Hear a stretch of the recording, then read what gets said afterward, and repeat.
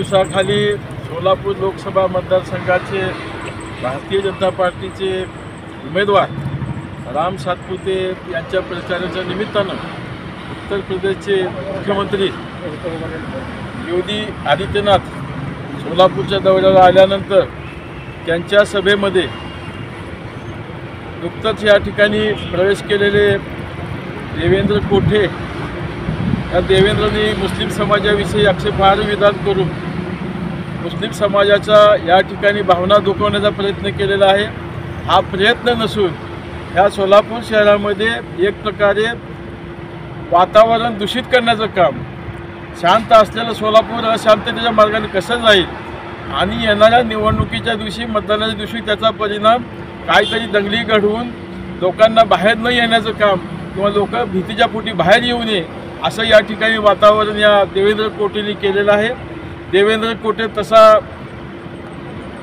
विष्णुपंत कोटे, स्वर्गीय विष्णुपंत कोटे आणि आमचे सहकारी मित्र महेश कोटे, विष्णुपंत कोटेचे नातू आणि महेश कोटेचे पुतणे, खरं तर ते इतके संस्कारमय होते।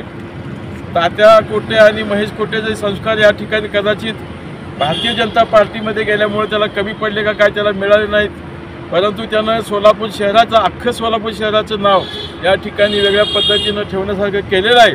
तेव्हा आता या ठिकाणी आम्ही जिल्हाधिकारी यांचे प्रतिनिधी आम्ही त्यांना भेटलो आणि त्यांच्यावर कारवाईचे आदेश करण्यासाठी निवेदन दिलेलं आहे।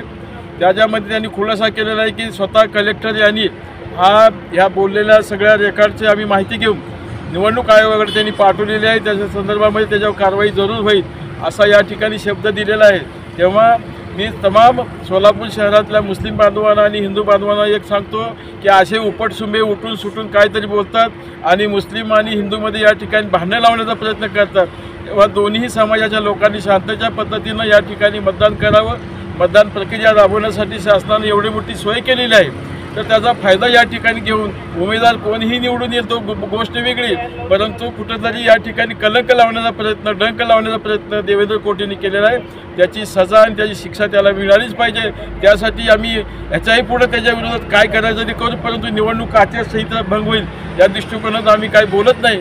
परंतु मुस्लिम अल्पसंख्याक रिपब्लिकन पार्टी ऑफ इंडियाच्या सोबत आहे, त्यामुळे रिपब्लिकन पार्टी ऑफ इंडिया आणि अल्पसंख्याक विभाग त्याचा बदला या ठिकाणी घेतल्याशिवाय राहणार नाही, एवढे याशी काही बोलतो। जय भीम।